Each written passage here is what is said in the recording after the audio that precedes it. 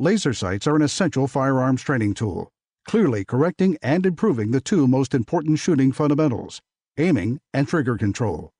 Crimson Trace, making laser sights standard equipment. Learn more at crimsontrace.com.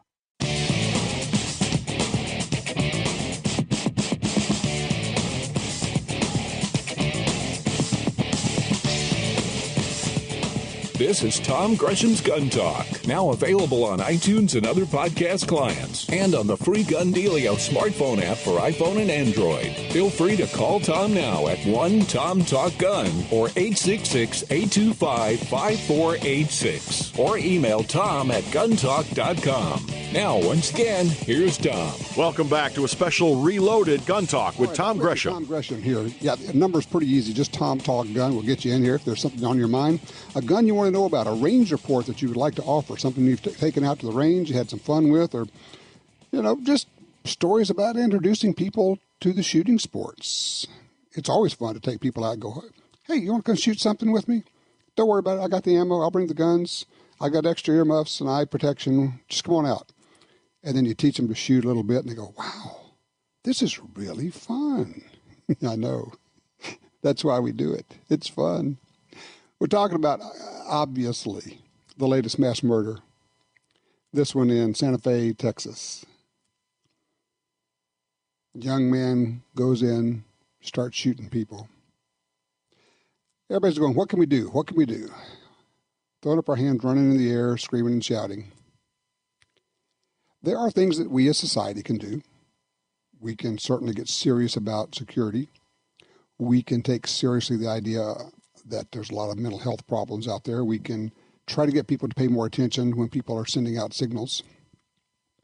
But as I say, my question always, and it drives them nuts when I say this, and I always say, well, yeah, and then what? What do you mean? Well, when that doesn't work, what are you going to do? You want to drive them to the point where they're thinking, okay, the bad guy is now in place, and he's starting to hurt or kill people. Now, what is your plan? And there's a plan. You can say what we're going to do with schools, but let's expand it to wherever you happen to be. Schools, parking lots, malls, wherever things are. And let's spin it around, not what are they going to do, but what are you going to do? What are you personally going to do? What are you able to do? What are you trained to do? What have you practiced to do? Are you ready? Is really what it amounts to. This past week, we spent 4 days up near Jackson, Mississippi at Boondocks Training Academy. It's a fairly new facility there. I think of it as kind of a gun sight south. It is top-notch, got some really good instructors, and we had a great time. We're shooting some pieces for our Guns and Gear television show. And in the process, met a fellow that wanted to have come on the show with us, and he comes in right now, John Roberts. He is a trainer with Boondocks Training Academy, also a decades-long career in the military special forces training, State Department, VIP security. It goes on and on. John, thank you so much for being here.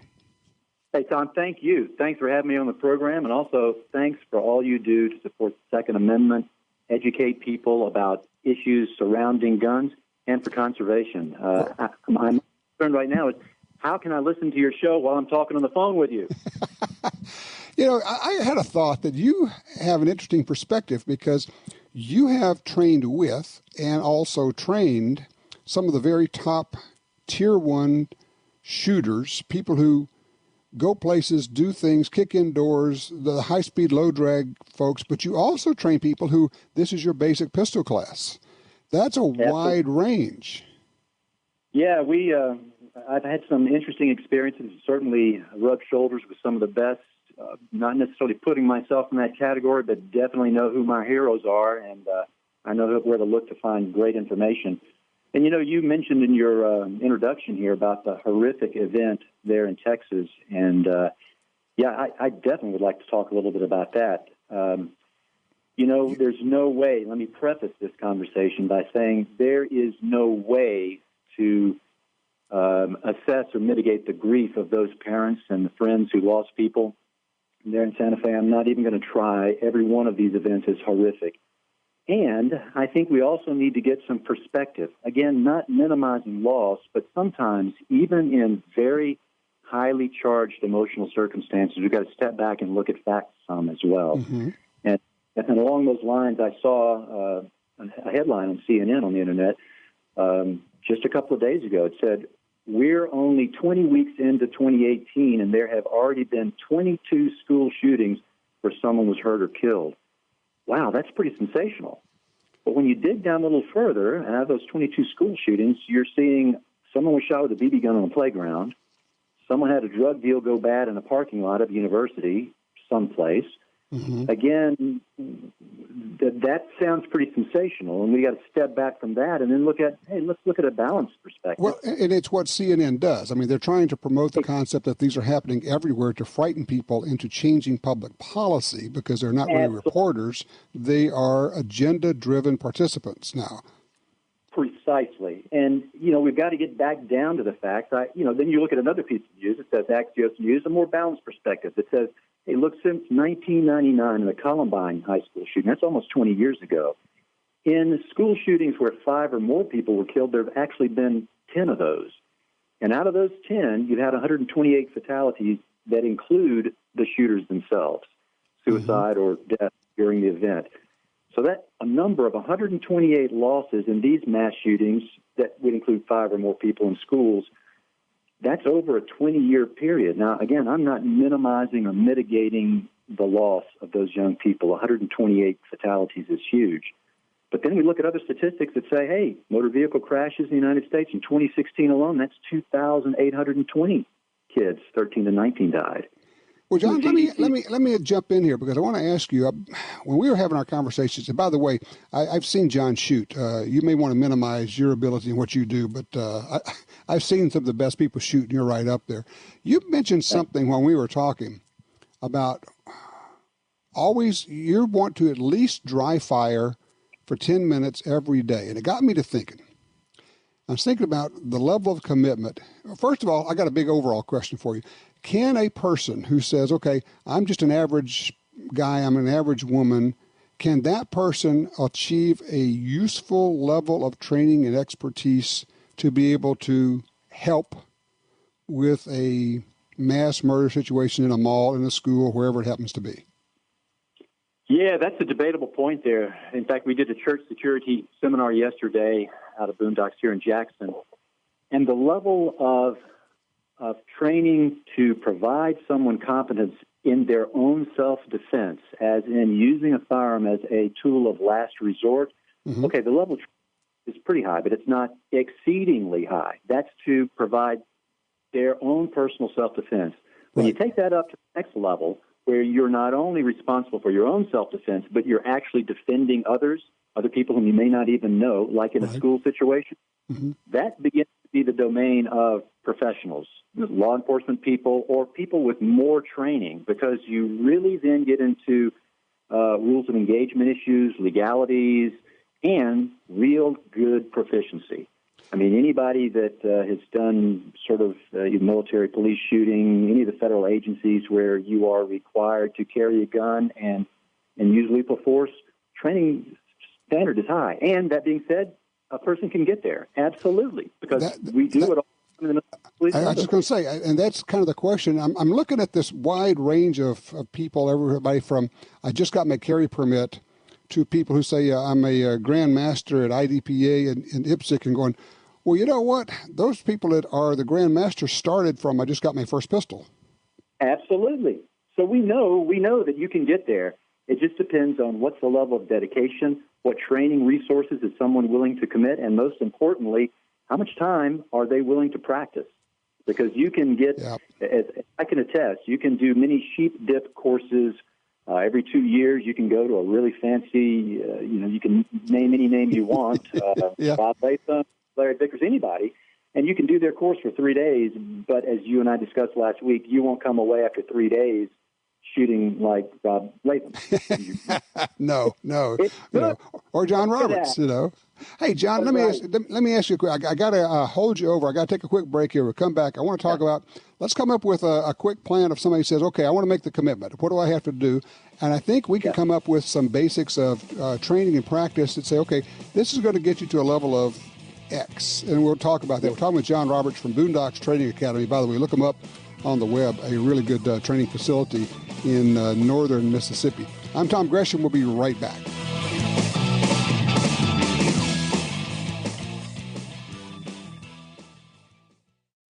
Trust Inceptor ARX, preferred defense for your self-defense ammunition. It features patented technology and an advanced lead-free polymer copper material for unprecedented terminal performance. Its non-hollow point round nose design means it feeds flawlessly and won't plug or fail to transfer energy on impact. Lightweight projectiles reduce weight in your carry gun and add velocity to all loads and calibers. Inceptor ARX is available in all popular handgun calibers. Learn more at InceptorAmmo.com. If you're like me, you don't have money to burn, but you still want to buy guns, ammo, and accessories. That's why we created Gun Dealio. That's a free smartphone app. Just download it and start getting the deals. Could be discounts, offers of free magazines for your gun, or you could be the first to hear about new stuff from gun makers. Here's how it works. With Gun Dealio on your phone, you get alerts when you enter a gun store. Special deals, You don't have to do a thing. It'll do a lot of other cool things, like let you watch gun videos and listen to Gun Talk podcast. Plus, check it anytime for hundreds of deals and offers. Getting more while spending less. Smart, huh? Gun Dealio. Made in America, gluten-free. At the App Store and Google Play or GunDealio.com.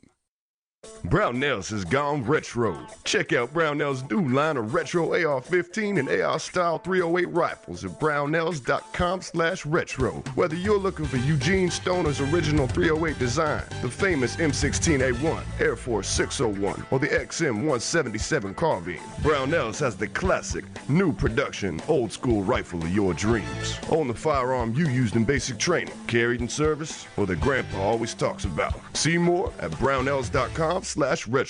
Stand for the Second Amendment with Franklin Armory.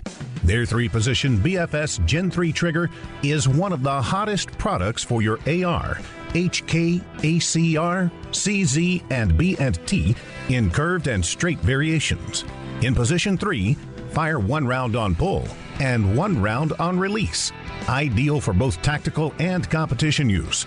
Get a 10% discount on everything with the code word GUNTALK at franklinarmory.com. All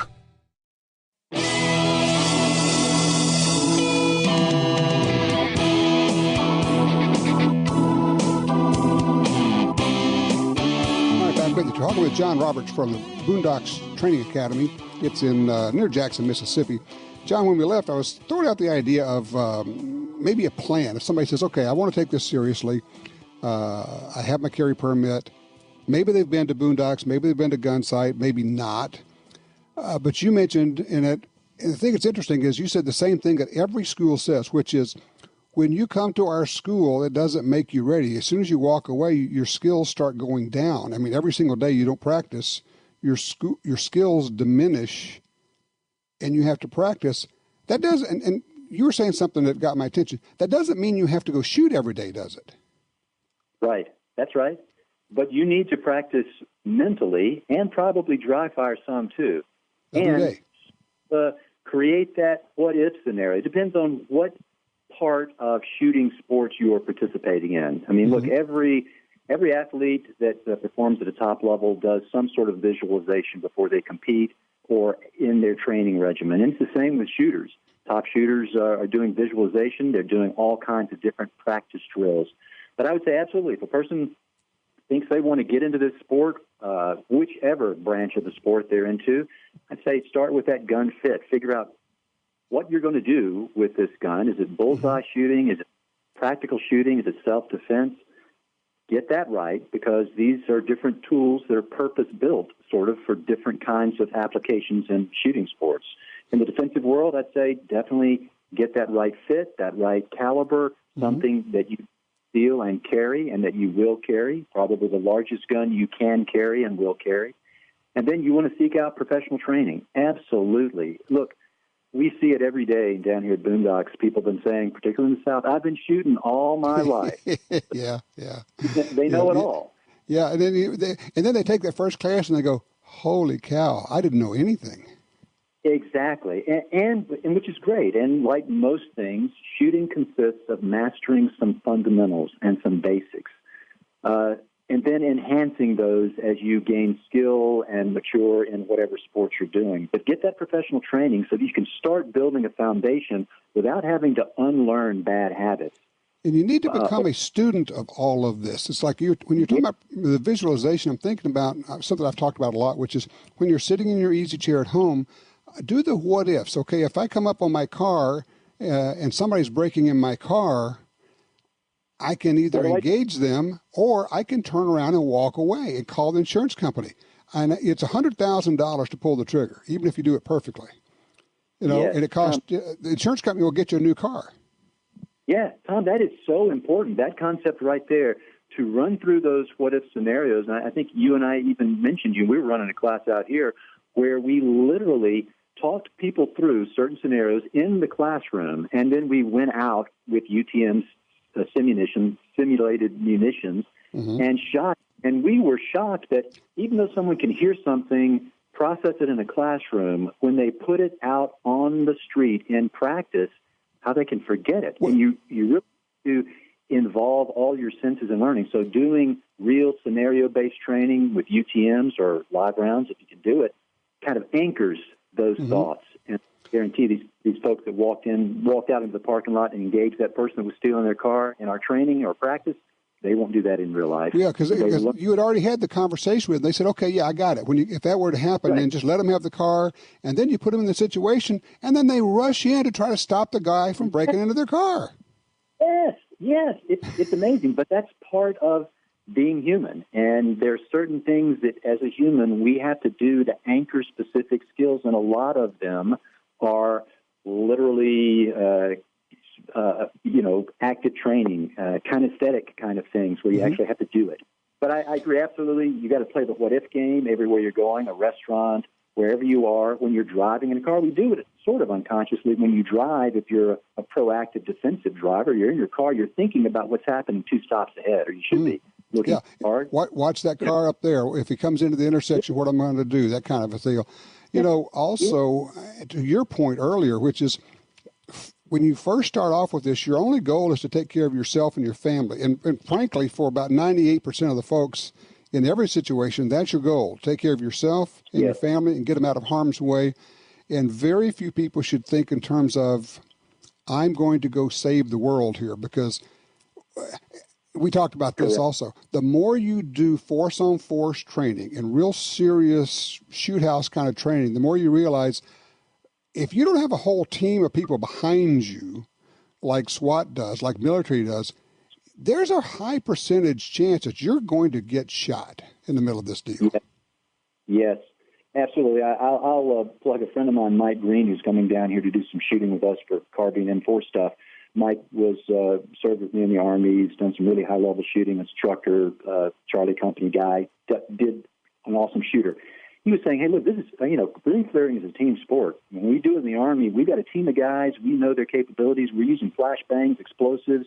We're using violent entry and surprise. And we're doing it in the middle of the night. We're stacking the odds for success. Hey, that's not you're not coming in with a team. You're not coming in with flashbangs. You're not blowing a hole through the wall and not entering the door. You don't have that element of surprise. So the point is exactly what you just said. Hey, this is a team event for professionals if you're talking wound clearing. Now, having said that, let's fast forward to, if you are a teacher and you have training and you really do know what you're doing, you actually have a particularly good situation if you stay in your room with your students, and if the bad guy's got to come through that door, you kind of own the door, don't you? Absolutely, and that's what we teach, and that's what the NRA would endorse, unless you're in a situation where the bad guy is maybe between you and your family in your own home. Your your best advice is lock down in that secure room. From my experience as a State Department officer, look, in every embassy house that I've lived in, we have safe rooms that are barred, gated, special exit bars on the windows, radio repeater in the room. And when we close that room, it's like a vault. It doesn't matter what's happening outside in the house. You could have 15 guys in hoods shooting stuff. Once you close that door in your safe room, you're pretty much in the vault. Yeah. And that's what I expect people in their normal home defense scenario to have a room, a place they go that's secure. Lock the door. Stay there. Wait for professionals to arrive. That being said, Tom, you and I agree that, hey, you are your own first responder, and waiting for someone to solve your problem is not a good plan. But in that situation, if you can go to a safe place, seek safe haven. Absolutely. Absolutely. There you go. John Roberts, thank you so much for your help, with our TV show, your help here. Thank you for your service. I do appreciate that. I want to put out one more pitch for Boondocks. It is an impressive place with impressive trainers, and I'm going to encourage people to check it out and get down there or up there, depending on where you are. Yeah. Tom, thanks very much. And you know what? I've still got a smile on my face from that video you sent me. I can't get that out of my mind. Thank you so much. That brightened my day. In fact, probably the whole week or maybe my lifetime, too. Appreciate it. It's great to see you last week. Thanks for having me on the show again. Thank you for what you do to support the Second Amendment. I appreciate it. Thanks, John. Appreciate that. He's talking about that crazy video I did. You can check it out. Go on YouTube. Just search for Idaho Passions. We also titled it Why We Hunt. And it's the story of my mule deer hunt last year. And I think the thing that got him laughing was the scenario when we were trying to put up the tent. It was... It doesn't make me look real smart. Let's just put it that way. Putting up a tent for the first time, you're going, directions? We don't need any directions. And, of course, we set up a time-lapse camera and shot the whole thing. Yeah, that was instructive. Okay. Excellent points John makes, and I guess I would just, at this point, invite you to weigh in. A lot of coverage there, a lot of things we talked about. Where are you on the scale? If something started to happen, would you go in? How would you handle it? And I know it varies and you don't know what the scenario is going to be, but what have you done with your thought process? And the other thing is, are you, I guess, and this is really the challenge, are you ready to take on the challenge? Are you ready to do what it takes? And it may be nothing more than spending 10 minutes a day doing dry firing, drawing empty gun, dry fired, draw empty gun, dry fire, again and again and again. Practice your mag changes. Are you willing to do that? Because I would consider that a minimum level. 866-TALK-GUN. What's your level of commitment?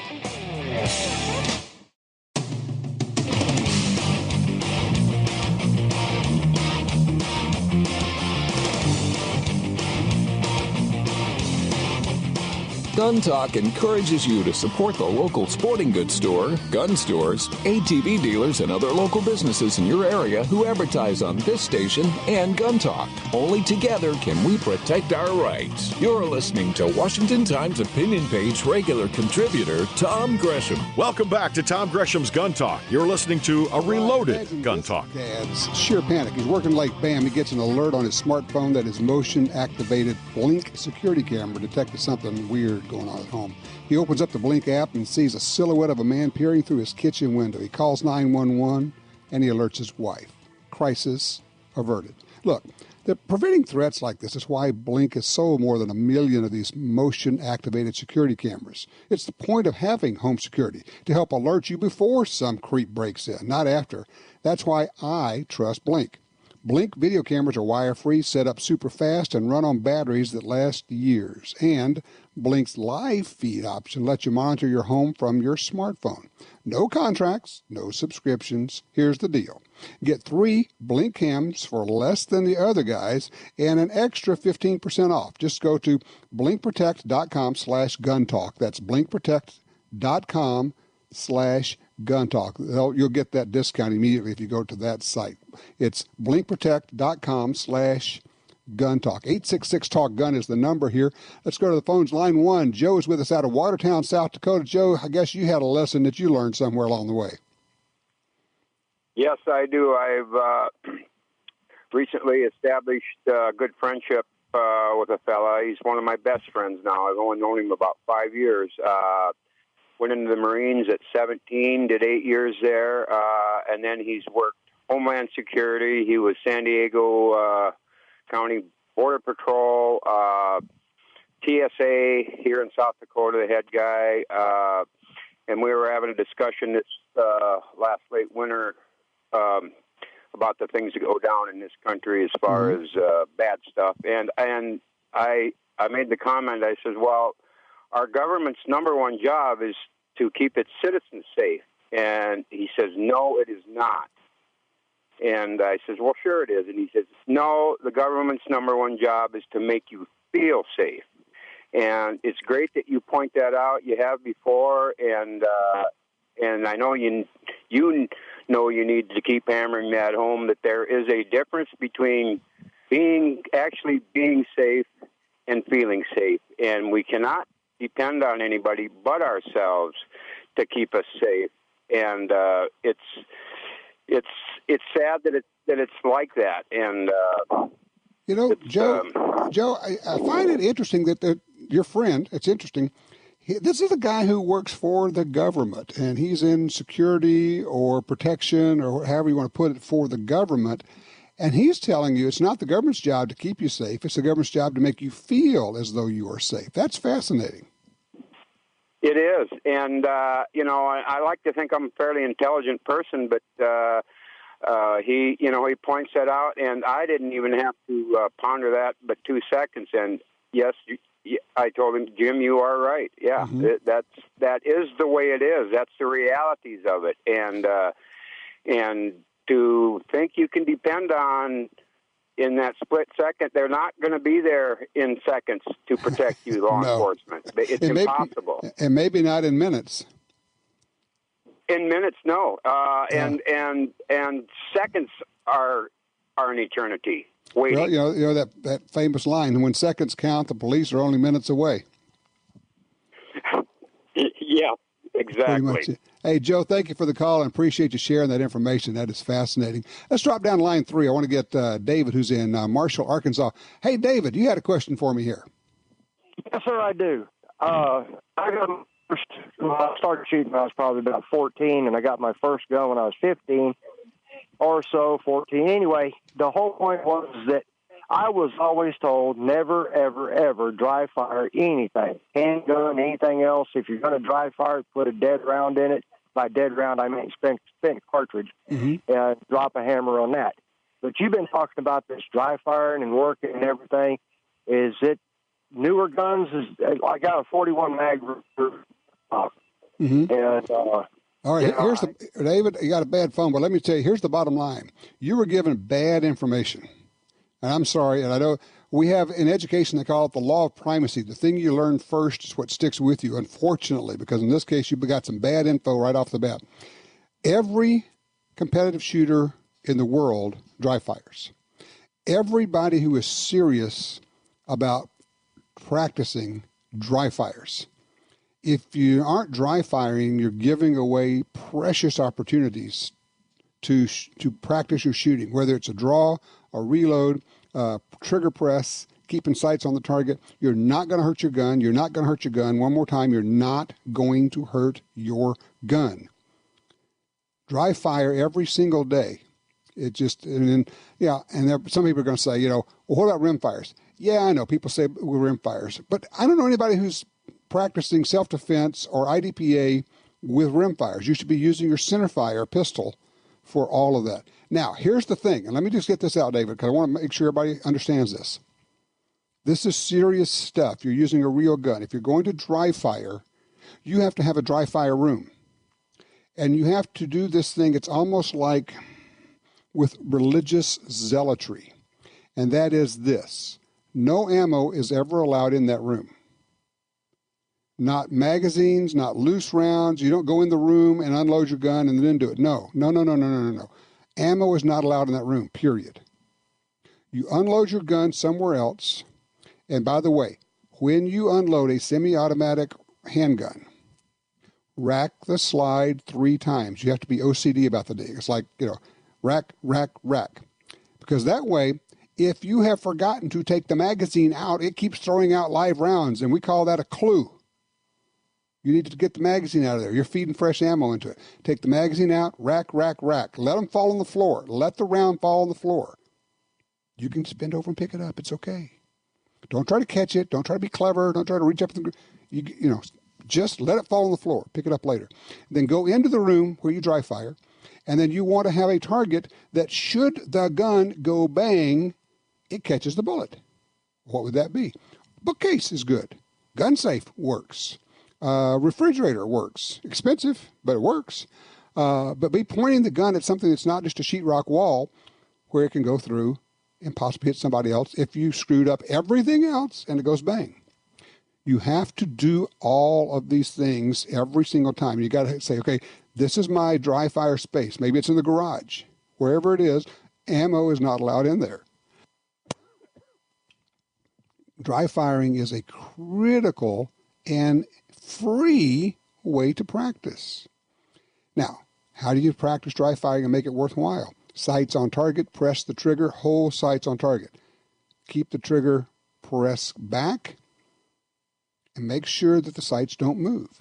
And then you can work on slowly, not fast, slowly work on your draw and then speed it up when you know you got it, and then work on your reloads. When you get to reloads, you may find, throw this out to you, you may find that you need dummy rounds, plastic inert dummy rounds in your magazine to get it to feed correctly. Some don't have a problem, some do. Just depends on your gun. And you can have those in there. But practice your quick reloads that way. Dry firing is a really great skill. It's a way to handle your gun often. It's a way to check your gun, make sure you don't have any dust bunnies in it. I highly recommend it. I appreciate the call, David. And yeah, I know a lot of people have been told not to dry fire. Put that stuff away. Take advantage of it. It's free. There's no ammo involved, and it's a way that you can practice every single day. 866-TALK-GUN is our magic number here. If you'd like to join me, just give me a holler. I'm Tom Gresham. This is Gun Talk.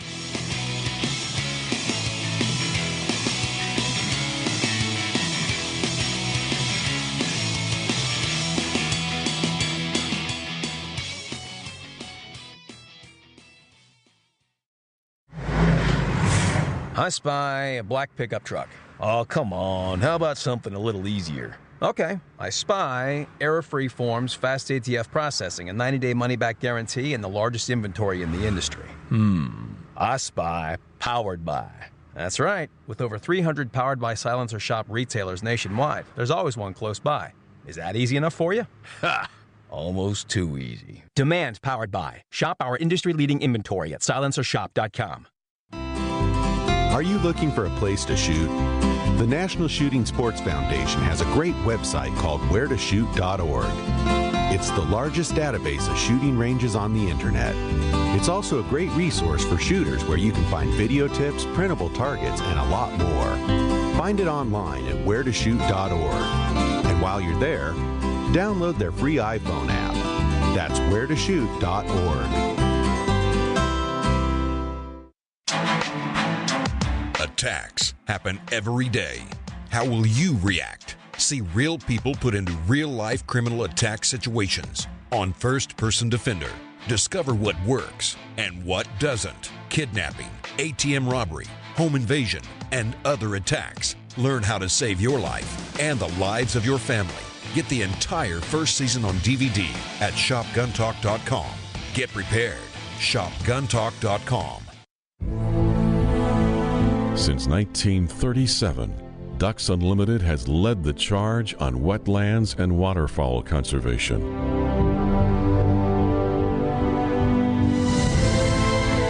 Wetlands reduce the effects of flooding and recharge our drinking water, but perhaps most importantly, they allow us to experience what makes the outdoors so great.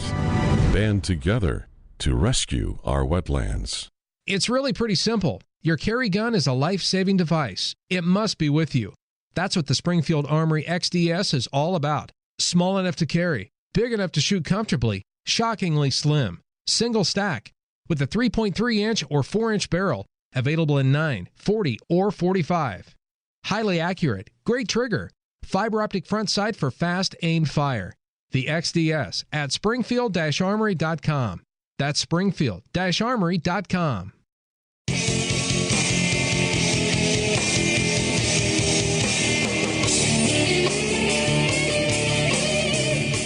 that's interesting.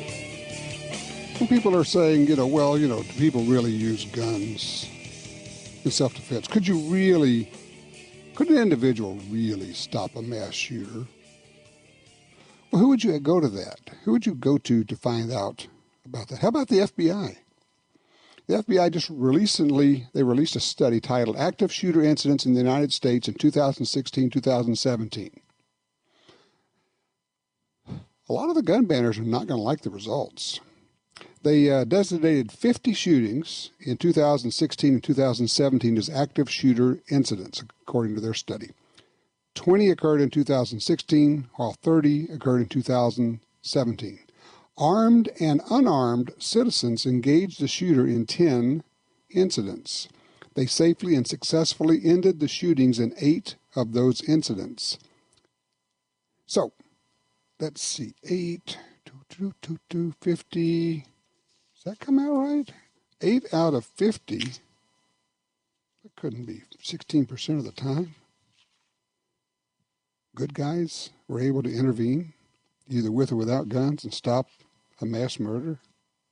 I was always told by CNN that never happens. It's so strange. I get confused at times. Not really. Line 2, Bruce is with us. Reno, Nevada. Bruce, you got some ideas for schools and how we can make them actually more secure. Yeah. I was thinking, you know how in a casino they've got rotating doors where they're glass, you can see through them, and they have to be pushed? Well, if they're automated, where they actually rotate and have metal detectors, they can trap the shooter inside the door and even prevent them from getting inside the school. So you have a revolving door like they have in hotels and things. Yeah. But you have bullet-resistant glass in there and a way to lock it and trap them inside. Interesting. Exactly. I've never heard of that system. I'm sure it exists. I think that would be one of the greatest ways to prevent them from at least getting in the school. I love the story we heard earlier that said, the school put in a system of locks and they had to be buzzed in, but during the busy times during the day, they block the door open because otherwise it takes too long to let people in. Really? I mean, going, really, guys? So, just get more doors. Yeah, exactly. Going, oh my gosh, You know what that is? That's people who are not taking it seriously. It's not going to happen here. We don't have a problem here. Yeah, okay, until you do. And look, I thank you for the call. Every single place where they've had these mass murders pop up, they all said, we never thought that would happen here. That's so unusual. We never saw any signs, et cetera, all the good stuff. All the stuff, as you say, the feel-good BS stuff that they go through. Part of it, I don't want to make fun of it too much because part of it is a human response to a threat, to a stress situation. You imagine that there's not a problem. And if you can convince yourself that there's not a problem, you can reduce your stress level. You can reduce your worry. You can feel safe. Oh, back to that again.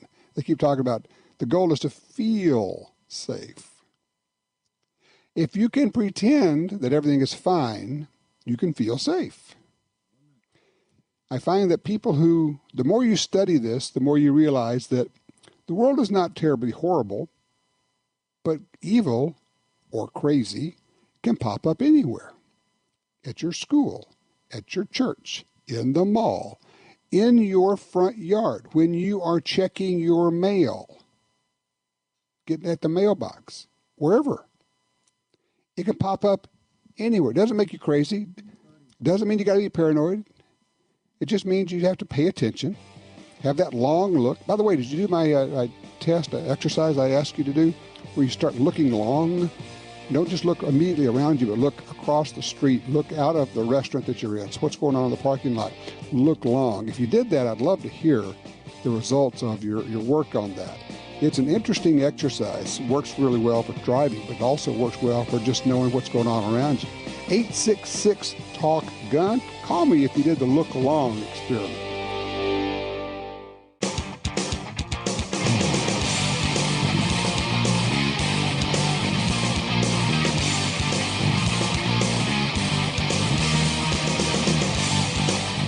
All right, back with you. We had a caller who said, yeah, there are certain types of guns you may not want to dry fire. Shotguns with cast metal pins. Generally, I would agree. I probably wouldn't be doing this with shotguns. I'm thinking almost entirely of defensive handguns when I talk about dry firing. If you're going to dry fire shotguns, especially breech, break open, over and under double barrels, I would be using snap caps in those. Just kind of a heads up on that. Yeah, it's an interesting situation. By the way, coming up, we're going to have this story. It's incredible. You know Gunsight, the training academy. They were using QuickBooks to do their books and their billing and process their credit cards. And recently, QuickBooks says, we're not going to do business with you anymore because you guys sell guns. There's a whole story behind that. But it gets worse. And they said, and all that money that your customers have paid you for training in guns that we're holding, you don't get it. We're not going to give it to you.